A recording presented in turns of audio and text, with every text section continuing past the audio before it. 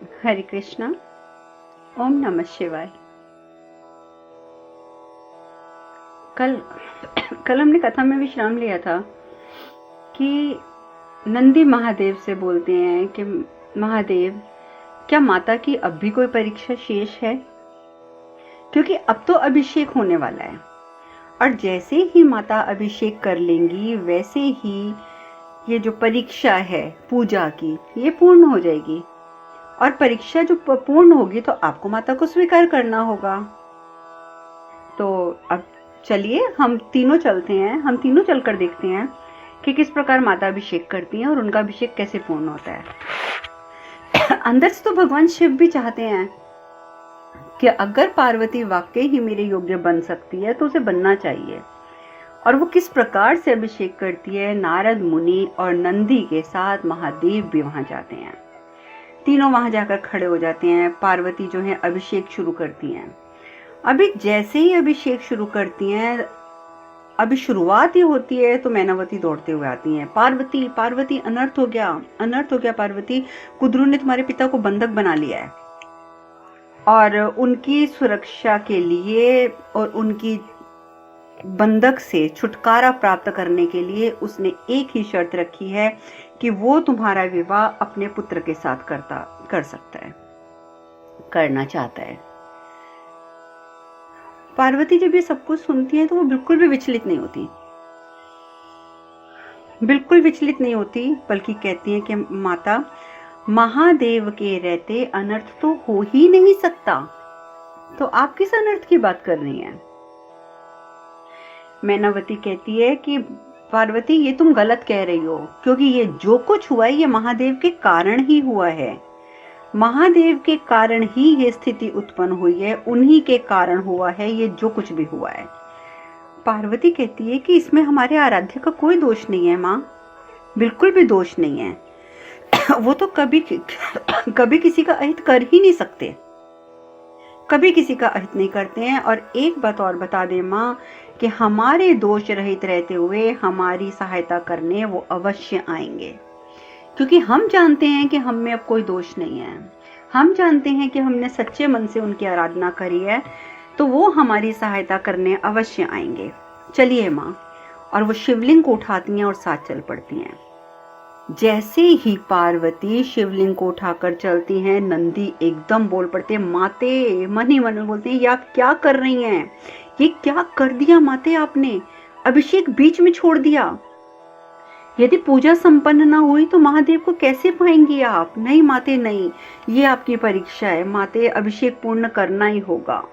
आप अभिषेक पूर्ण कीजिए माते, अभिषेक पूर्ण कीजिए। नंदी की आंखों में आंसू आ जाते हैं कि यहाँ तक पहुंचकर सारी परीक्षाएं पास करके और मानसरोवर से जल लाकर भी अभिषेक नहीं हो पाया। महादेव जो होते हैं वो अदृश्य हो जाते हैं, वहां से चले जाते हैं। नारद मुनि कहते हैं, विचलित मत हो नंदी, विचलित मत हो, ये माता से ज्यादा महादेव की परीक्षा है। महादेव की परीक्षा, माता तो आदि शक्ति हैं, वो तो इस परीक्षा को पास कर ही लेंगी, वो इससे असफल हो ही नहीं सकती हैं।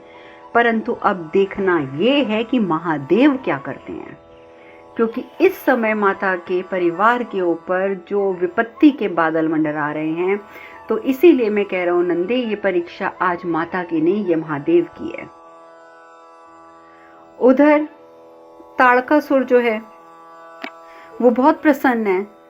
वो इसलिए प्रसन्न है क्योंकि बंधक बन चुके हैं हिम नरेश, और अब उनको छुड़ाने के लिए पार्वती का विवाह जो है वो कुद्रू के बेटे के साथ पक्का किया जाएगा, लेकिन असल में विवाह तो करेगा उसका बेटा विंध्योन्माली। इस वजह से ताड़कासुर बड़ा प्रसन्न है। ताड़कासुर कहता है कि क्या बिगड़ जाता महादेव का यदि वो मुझे सीधे सीधे अमृत का वरदान दे देते। वो सीधे सीधे भी तो वरदान दे सकते थे ना, क्यों उन्होंने इतनी अपने लिए समस्या खड़ी कर ली? और इसमें मेरी गलती तो है नहीं है, क्योंकि महादेव ने ये समस्या स्वयं खड़ी करी है। अब तो शिव को सदा अविवाहित ही रहना पड़ेगा, किसी भी नारी से उनका मिलन नहीं होगा, और मैं होने भी नहीं दूंगा। सच तो यह है कि मैं होने ही नहीं दूंगा। देखना तुम, उनकी इस भूल का परिणाम अब सारी सृष्टि भुगतेगी, सारी सृष्टि। मुझे आश्चर्य तो इस बात का हो रहा है कि यदा कदा भगवान भी भूल कर जाते हैं। कैसे भूल कर दी भगवान ने? अब ताड़कासुर जैसा मंद बुद्धि असुर क्या समझे कि ये भगवान की भूल नहीं है, यह तो नियति के कार्यकलाप हैं जो अपने अपने ही तरीके से चल रहे हैं, और हर एक चीज के पीछे, हर एक घटना के पीछे कोई ना कोई कारण अवश्य होता है। बिना कारण के कभी कुछ नहीं होता, और हर कारण का जो उद्गम स्थल होता है वो प्रभु खुद होते हैं, और वो जानते हैं कि ये सब को जो हो रहा है वो क्यों हो रहा है, कैसे हो रहा है और कब तक होगा, वो सब जानते हैं। पर ये नहीं समझ पाता ताड़कासुर। वो तो बहुत खुश है कि अब मेरा जो पुत्र है वो पार्वती को बंधक बनाकर पाताल लोक लाएगा, पार्वती आएगी तो मैं उससे अपने पुत्र का विवाह करूंगा। क्या क्या ख्वाब देखने लग जाता है ताड़कासुर, क्या क्या ख्वाब। उधर पार्वती मैनावती को साथ लेकर, शिवलिंग को साथ लेकर खुद ही पहुंच जाती है विद्योन्माली के पास, जहां पर विद्योन्माली ने उसके पिता को बंधक बना के रखा है। अब मैनावती बोलती है कि तुम कहाँ जा रही हो पुत्री? वो कहती है, पार्वती कहती है कि माँ, जब मैं आपको पहले भी बोल चुकी हूँ कि महादेव हमारे साथ हैं तो हमें कोई खतरा नहीं है, क्योंकि मैनावती पार्वती के साथ आ तो जाती है विद्योन्माली के महल में, लेकिन जैसे ही पार्वती विद्योन्माली के नजदीक जाने लगती है, पास जाने लगती है उससे वार्तालाप करने, तब मैनावती घबरा जाती है और कहती है कि तुम कहाँ जा रही हो पुत्री? तो पार्वती फिर क्लियर करती हैं, फिर से उन्हें कहती हैं कि माता, मैंने आपको कहा ना कि महादेव हमारे साथ हैं, हमें किसी का भय नहीं है, किसी का भी भय नहीं है। और उधर नागराज कुद्रू जो वहीं पे उपस्थित है विद्योन्माली के पास, वो मन ही मन कहता है कि मैं नागों का राजा होते हुए महादेव के लिए ये क्या कर रहा हूँ, मैं महादेव के विरुद्ध कैसे जा रहा हूँ?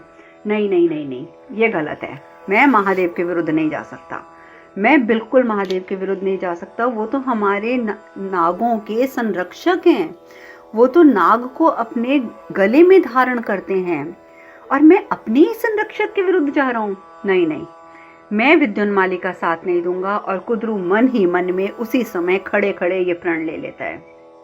महादेव उधर ध्यान में है, पूरी तरीके से ध्यान में है, और उधर हिमनरेश बंधक बने हुए खड़े हैं वहां पे। वो जोर से चिल्लाते हैं, पार्वती मैनावती को लेके यहाँ से जाओ, पार्वती यहाँ से चली जाओ।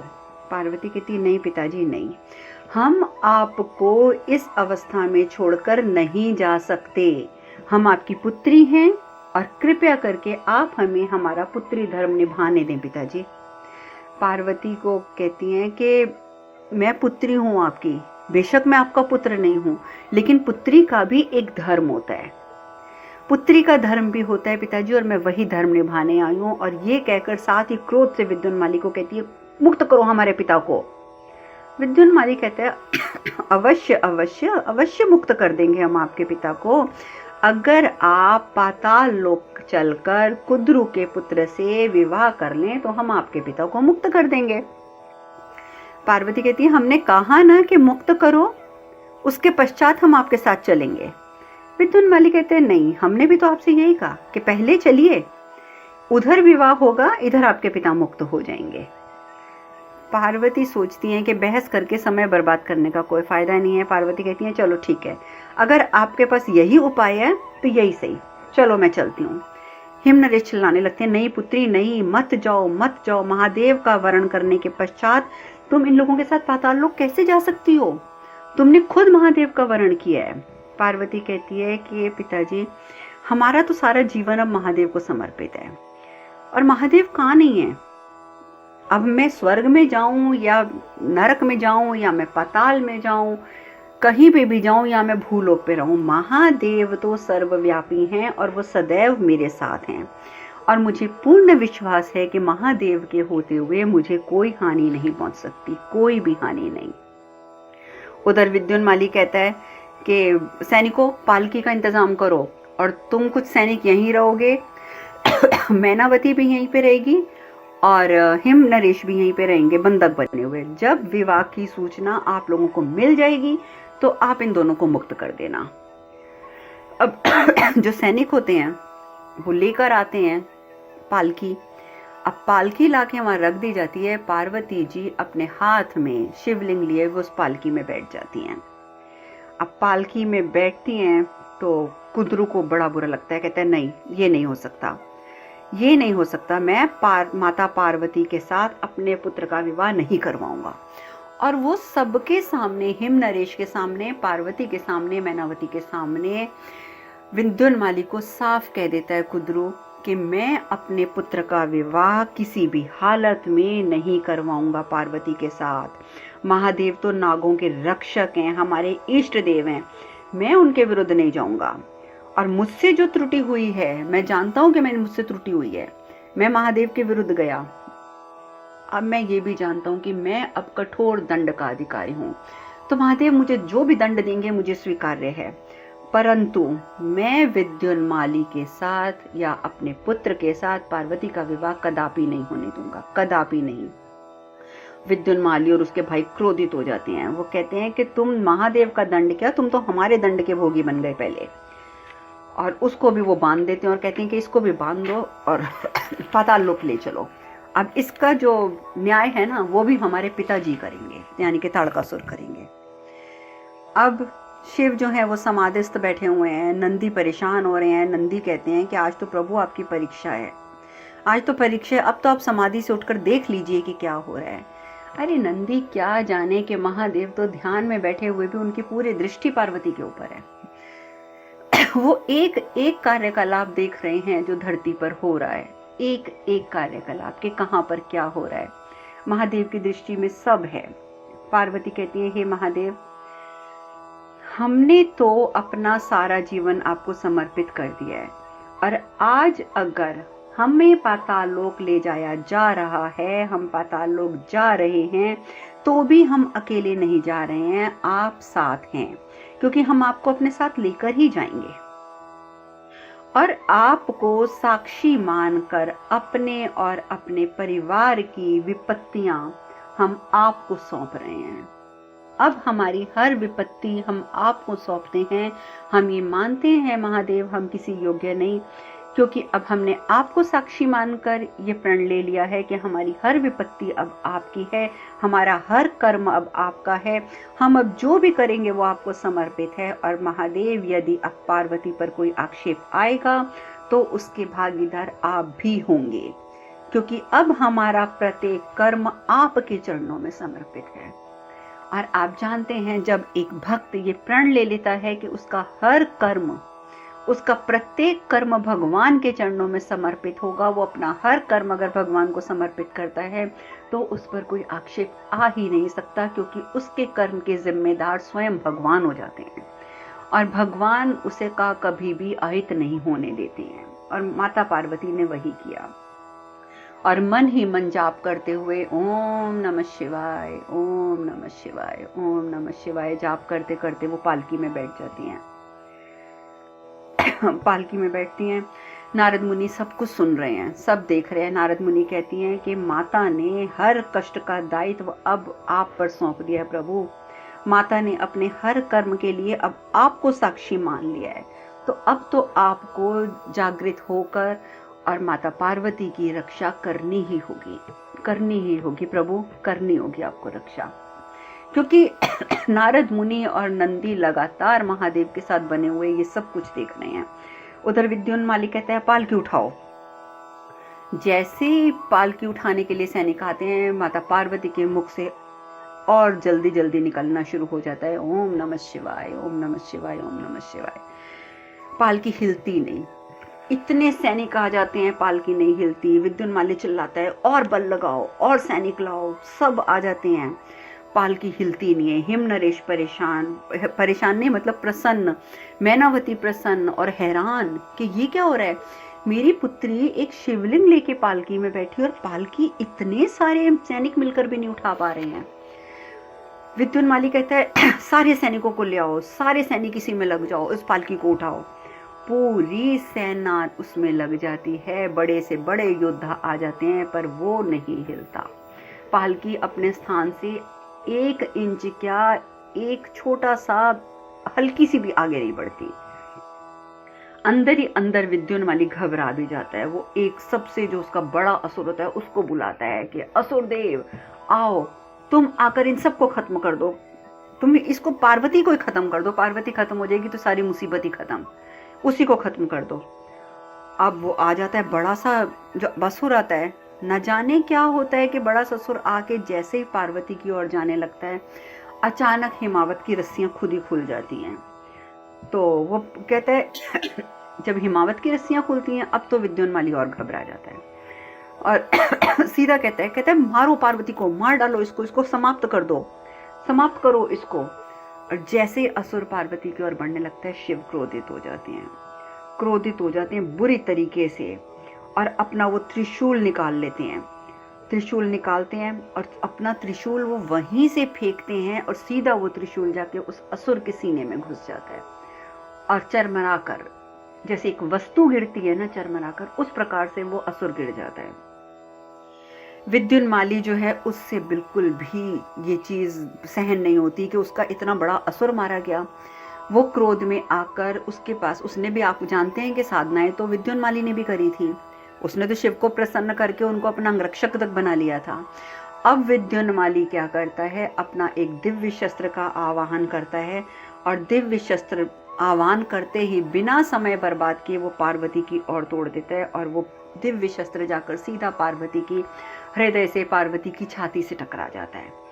और जैसे ही दिव्य शस्त्र छाती से टकराता है, शिव हिल जाते हैं और खड़े हो जाते हैं वहीं पे, क्रोध से कांपने लग जाती है, पूरी धरती हिलने लग जाती है, पूरी धरती। अब धरती हिलती है तो पार्वती को जैसे वो त्रिशूल लगता है, वो जो अस्त्र शस्त्र लगता है, पार्वती तो भूमि पर गिर जाती हैं शिवलिंग समेत। तीनों भाई वैसे तो प्रसन्न होते हैं, लेकिन जब महल हिलने लग जाता है तो वो घबरा जाते हैं और अभी वो समझ ही नहीं पाते कि ये सब क्या हो रहा है कि वहां पर शिव उपस्थित हो जाते हैं। और जैसे ही शिव उपस्थित होते हैं वो तीनों के तीनों भाई धरती पे गिर जाते हैं। और जैसे ही विद्युन्माली भागने लगता है, भगवान शिव अपने हाथ से उसको, दूर से ही अपने हाथ से उसको ऐसे खींचते हैं कि वो जमीन पर उल्टे लेटे लेटे भगवान शिव की ओर खींचा चला आता है, भाग नहीं पाता, उसको वापस खींच लेते हैं। अब शुक्राचार्य सब देखते हैं और वो समझ जाते हैं कि अब तो इन तीनों की मौत निश्चित है, क्योंकि भगवान शिव अब इन्हें नहीं छोड़ेंगे। अब शुक्राचार्य तो गुरु हैं असुरों के, कर्तव्य तो उनका यही कहता है कि उनके पुत्रों को बचा लिया जाए ताड़कासुर के। वो तुरंत आते हैं भगवान शिव के पास, तुरंत आकर बोलते हैं कि प्रभु प्रभु क्षमा कर दीजिए, क्षमा कर दीजिए, प्रभु क्षमा कर दीजिए। महादेव अनसुना करके अपना त्रिशूल लेकर जैसे विद्युन्माली के ऊपर प्रहार करने लगते हैं, उनके पैरों में गिर जाते हैं शुक्राचार्य और कहते हैं प्रभु प्रभु, मैं इनके गुरु होने के नाते इनकी मूर्खता के लिए आपसे क्षमा मांगता हूँ, प्रभु क्षमा कर दीजिए, क्षमा कर दीजिए प्रभु, हमारा विश्वास कीजिए कि अब ये स्वप्न में भी ऐसा दुस्साहस करने की कोशिश नहीं करेंगे। और साथ ही उन तीनों को डांटते हैं, मूर्खों खड़े क्या हो, आप तुम जानते नहीं हो तुम ये क्या कर रहे थे, तुम तो क्षमा मांगने के योग्य भी नहीं हो, फिर भी एक बार क्षमा मांगो, महादेव तो इतने दयाशील हैं कि वो शायद तुम्हें क्षमा कर दें। अब तीनों भाई जो हैं वो महादेव के चरणों में गिर जाते हैं। महादेव कहते हैं कि देखो, इनकी भूल क्षमा योग्य तो नहीं है शुक्राचार्य, इनकी भूल बिल्कुल भी क्षमा योग्य नहीं है, किंतु आप जैसे गुरु के कारण मैं इन्हें क्षमा करके जाने दे रहा हूं, अन्यथा आप जानते हैं शुक्राचार्य कि इनका क्या हाल होता। तीनों पुत्र जो हैं वो लेट जाते हैं कदमों में। शुक्राचार्य भी हाथ जोड़कर नतमस्तक होकर धरती पर बैठ जाते हैं, नहीं प्रभु, हम आपके आभारी हैं कि इतना बड़ा दुस्साहस किया इन लोगों ने और फिर भी आपने इन्हें क्षमा कर दिया। और वो तीनों को बोलते हैं, मूर्खों भागो यहाँ से, और शुक्राचार्य उनको भगा देते हैं।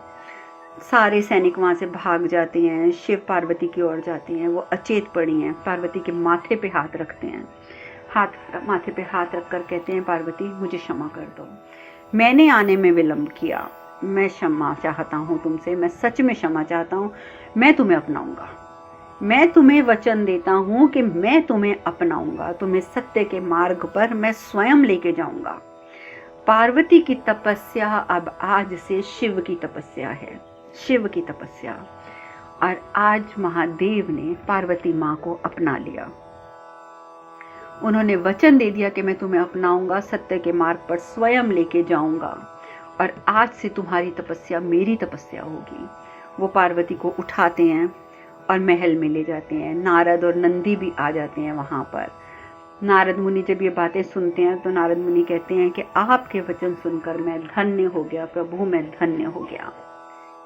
अब आप माता के गुरु बन के माता का मार्गदर्शन करेंगे तो माता की तपस्या अवश्य अवश्य और बहुत शीघ्र सफल होगी।